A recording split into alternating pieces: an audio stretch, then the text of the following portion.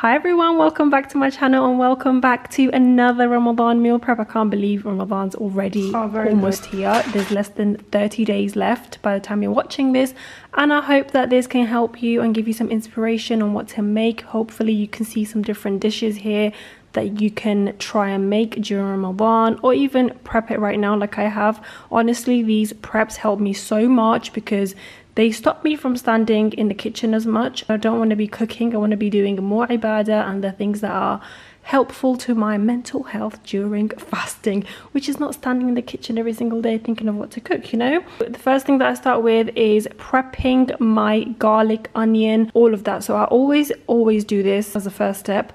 And I use my chopper, which I got from Amazon. Is a whole set. This one I use for my onions specifically because it peels them perfectly. You'll see what I mean. So I haven't figured out how I can chop up onions without crying yet. And yes, you can just chuck in the whole onion in there like that, but you know, you're gonna have to keep mixing it around, and if you want it to be like chopped up nicely and equally, you want to chop it up first. Dash it in there, pulse it. So this has a pulse setting. It even has like an ice cream setting and all of that, but I haven't tried it. So this is how well it's chopped it. Look at that, really fine, just as I would if I was chopping it by hand, but it just saves you so much time. And then I put it in a little glass jar and I just use it as I need. And I did one red onion because I wasn't sure if I even needed it, and I did end up needing it. So I did the same with coriander. I then made a start peeling my garlic. And guys, did you know that the garlic that you get in the supermarket that's already peeled has been peeled by Chinese prisoners, and they use their teeth to get rid of the root on the garlic, and there are no health codes or standards over there. You just don't know, and it's not ethical. Plus, honestly, it doesn't take that long. I know we're so lazy, we just love convenience, but honestly, it doesn't take long. You do your research. I'm not gonna even risk it. I'll just peel my own garlic. It's really not that deep. This is the first thing I'm gonna make. I'm gonna use 2 jars of chickpea and lentils. Not 2 jars, 1 jar each. And I was having a really hard time opening it, and this is a hack that I learned on TikTok. TikTok always coming through. You just smash it on the side, and then voila, it's open. And I did that for both of them and it worked like a charm. Just put it on my little strainer, and then I'm gonna wash it. Even though it's in brine, I'm not sure if that's clean or not, so I just give it a thorough wash. And if you want to wash things thoroughly, always add in baking soda, salt and vinegar in there. You can set that aside to just drain out more. Just added some milk on some bread, let that soak for a little bit, and I took out this mixture of peppers, red onion, garlic from the air fryer. So we just roast it lightly, get rid of the milk and blitz that together. Add in an egg. I forgot to show you guys that you're gonna need to add in an egg into that mixture. I like to use 50 lamb, 50 beef. And we add in some seasonings in there. We added garlic powder, we added a bit of cumin, I added fresh coriander, a bit of Old Bay seasoning, smoked paprika, a bit of olive oil, some salt and black pepper if I didn't already mention. Mix that up, and of course add in your mixture that you blitz up. Honestly, that is so flavorful. If you have never ever made this mixture, please try it. Imagine roasted garlic, roasted onion, peppers into your burgers and meatballs. Yum. So mix it all together. I honestly don't like touching meat, so I've put on these gloves. They're too big for me and I have to keep pulling it up and it's so annoying, but that is the mixture all mixed up. Then I started making my burgers and meatballs. So with the burgers, I just make a big little ball like that, put it on some parchment paper, flatten it down with anything flat really, and voila, just do that over and over again until you have all your burgers. And remember, the burgers will shrink, so make them as thin as you can, really thin, because when you're cooking it they will just get smaller. And that's all my burgers ready for the freezer. And then I went ahead and made my meatballs in front of the TV, and then I did the rest with you guys, and that is the meatballs done. I did put these in the freezer so that it will just harden before I put it in a Ziploc bag, otherwise they'll just freeze together. So the next dish I'm making, I'm literally winging it and I'm making it up as I go along. It was originally just going to be chickpeas on its own, but when I went to the shop I saw the lentils and I was like, this will taste nice. So anyway, I used my Instant Pot. So we're going to start off by setting our Instant Pot onto saute mode, and once the oil heats up a little bit, add in some onion, let that saute for about 2-3 minutes because the heat on this is insane. You have to keep an eye on it, stand over it, because it will burn otherwise. And then I added 1 star anise and a few cloves, and I realized that this box that I picked up has a bunch of like whole spices in it, and I didn't need to do that.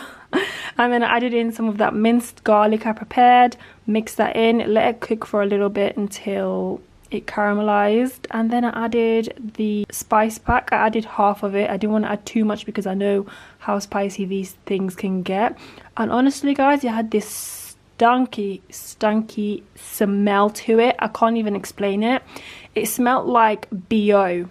The more it cooked, the more BO-y it smelled. I don't even know what that smell was, but I was just hoping at this point that it would taste good. So I added in chickpeas and the lentils, added in some salt and a can of coconut milk, and I filled it up with water. I did that in, mixed it up. When I tasted it for the salt, it did taste really good. Like a bit spicy. No, very spicy for someone that doesn't eat spice a lot. Anyway, I covered the lid and I cooked it on pressure cook for about 20 minutes, and then once that was cooked, I added in the potatoes. I didn't want the potatoes to overcook, so the potatoes I literally put in for about 5 minutes on the pressure cook, and look how creamy and lovely and silky and smooth this looked. Oh my goodness. I added in some coriander and voila, it's done. It tasted incredible. So I let that cool down before I put in a container, and then I realized it'll take up too much space in the freezer, so once it cooled down I put it on like a Ziploc bag and flattened it, and that was that done. Let's move on to making some chicken wings. My kids absolutely love chicken wings, so to clean the chicken wings I put in a load of water and vinegar and a bit of baking soda. So this is what it does. You can see it bring up all the dirt. You leave it for a bit, you add in a bit of salt, and once you've left it for 20 minutes you see all the dirt rise up, and I gave it like a few rinses before washing my hands. Yes, I'm one of those people that does not like touching chicken meat with my bare hands. I don't mind it with gloves. And then I got a tissue. I laid all the wings flat and I popped another tissue on top of it to just get all the moisture out of it, and just make it up as you go along. Honestly, you can add whatever you want. Now here all I did was add paprika, some chicken spice, black pepper, garlic powder, a bit of smoky paprika, and I added way too much brown sugar. I took some away, added in olive oil, some salt, and that is my marinade. I took the tissue off, I got a Ziploc bag, and I was wondering how I can put that in there without touching it, and then I flipped it inside out. I thought I was a genius, honestly, and I just started to pick it all up. But then, you know, once you have too much in your hands, you need to start putting it in with your hand. And yeah, just got my little tongue and I put it in. And then I added all my spices, the spice mixture. I figured it's way better to get the spices ready in a bowl than chucking it in there dry, because maybe all of it won't get marinated equally. So anyway, now I have mixed it up in a Ziploc bag. Cleaned the surface because we're going to disinfect. Every time I cook chicken, every time I wash chicken and it splatters everywhere, I will disinfect the area, because I'm very paranoid. And I started with my chicken breast, so I just tenderized it using this thing by smashing it really flat, and I marinated both. One was to be marinated, as you can see the marinade is ready there. One I put in a bag with a spice similar to the chicken wings, but the spices I've used are slightly different. Honestly, just add whatever you want. It'll taste nice anyway, as long as you flavor it really well. And then I marinated the other chicken breast pack to cook straight away. So once you've used your lemon juice, make sure you just dash it in there because it has a lot of flavor, and get all the air out of the Ziploc bag and freeze it. Now I am going to make my bolognese sauce by adding in some onions. Honestly, prepping onions comes in so handy. And once that's sauteed, I added in garlic and I just let that cook for a little bit and release the flavor and aromas. Added in my beef and I broke that up really finely. I don't like chunks of beef in my bolognese sauce. And by the way, these spices from, where are they from? Home Wife, yeah, they have so many amazing spices. I will link them below, but that meat spice is so good. It has a bunch of spices mixed into it and it makes your meat or chicken or whatever it is that you're making tastes so good. So I like to break up the mincemeat really fine, and then I added in these 2 tomatoes, 1 passata and 1 chopped tomatoes, and I added in some tomato paste. I did add the Turkish red pepper paste, but I didn't show you guys. And then I added in some of my coriander, let that cook for about an hour, and then once it cooled down fully, I started to layer it. I'm using these new takeaway tins, which are slightly larger than usual, because both of my kids will eat from this. I don't particularly like lasagna, and a lot of the things that I'm prepping are for my kids because they're not fasting, and because I'll be fasting, I don't know if I'll be well. Sometimes I might be unwell, who knows, Allah knows. So I like to have everything ready. All I have to do with these lasagnas is take them out of the freezer and throw them straight into the oven, and it's cooked. So the lasagna sheets that I'm using are the fresh ones, and with the fresh ones they cook a lot quicker. And since I've started to use these, I never went back. So I highly recommend, and you can cut them up to fit anything that you're using, which is fantastic. And generally I find that they taste a lot better, and you do not need to pre-boil them, which is amazing. And I added in my cheese sauce, which I made earlier, and then just start layering it as normal.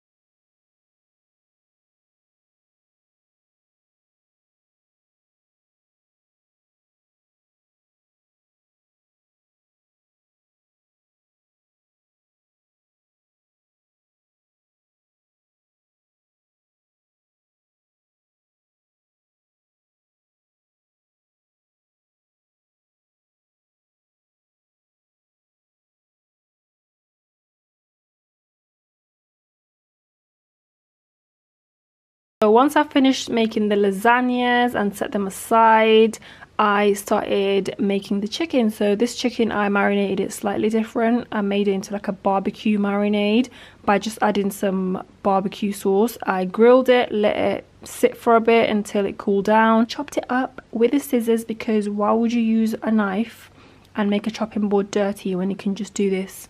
So much easier, honestly. Throw it in a Ziploc bag, flatten it down, freeze it. You can just leave it out to defrost for like an hour, and then it's ready for you to use. You can use it for quesadillas, wraps, sandwiches, creamy chicken pasta, you name it. It is so versatile. You can make so many dishes using this chicken. You can top it up on your pizza, and I absolutely love having this in the freezer. So next we are making some fluffy pancakes. I only had self-raising flour left, and I had to quickly find a recipe using self-raising flour on Google because I'm used to making it using plain flour. So here I'm just adding in some buttermilk, 1 egg, a bit of vanilla, and I mixed it together with some baking soda, or is it baking powder, I'm not sure, a bit of salt. Mix it up, and here we go. It came out really fluffy. Please tell me why the first pancake is always rubbish. I let it rest for about 20-30 minutes, put it in a Ziploc bag, and Bob's your uncle, it went in the freezer. I'm going to toast it in the morning, and the kids can have that with any topping that they want, and that's an easy breakfast out of the way for me. We're going to make our samosa. We're making lamb samosa today. I've never made lamb samosa, let alone those triangle ones. It is my first time ever making it.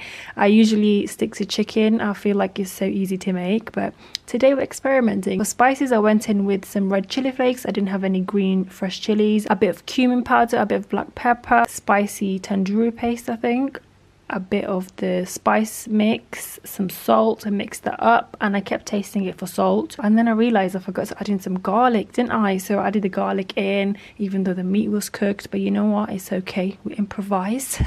And once the meat was cooked, I chopped up some potatoes. I added a bit of water, and I stuck it in the microwave. You really don't need to make pots and pans dirty. I learned this year that you can make anything in the microwave. I'm gonna add in my red onions, and this is the very first time I had to use my red onions. Can you believe that? So me chopping up the red onions was a waste. That's all it was. So I added in the potatoes, some peas, and a bit of coriander, and that's that. I kept adding in salt, by the way, because the salt was lacking. And then I added in this chutney. It's like a pickle thing. Is my mixture. It was delicious, honestly. I can't believe how good it tasted. I was super proud of myself. So now we're just doing up a little slurry. I had a bit of plain flour left, did it in a bit of water, mixed it up until you get this paste. And I used this spring roll thing. Usually I like making spring rolls. It's very easy to just roll that up, but today I felt adventurous. I said, you know what, I'm gonna challenge myself. I'm gonna make the triangle samosas, and I'll be honest with you, after about 6, 7 or 8 I gave up. I was like, no, I struggled so badly. This is definitely the first one I'm showing you guys is the one that was successful. The rest were horrendous. I was sat here for a good hour just contemplating my life, thinking, why on earth am I making myself do this? I did decide to save half of this mixture, by the way, because I wanted to do the dough one, because that is so easy. It's easy to make the shape. It is more delicious than this, but this is my attempt. I feel like I did well for my very first attempt. This is the rest of the mixture to go in the freezer for when I feel like making the other one. And this is everything that I made. I am super proud of myself. And I hope you guys learned a thing or two in this video and that you liked it. And if you did, give it a thumbs up, please. I worked hard. I'll see you in the next video. Bye bye.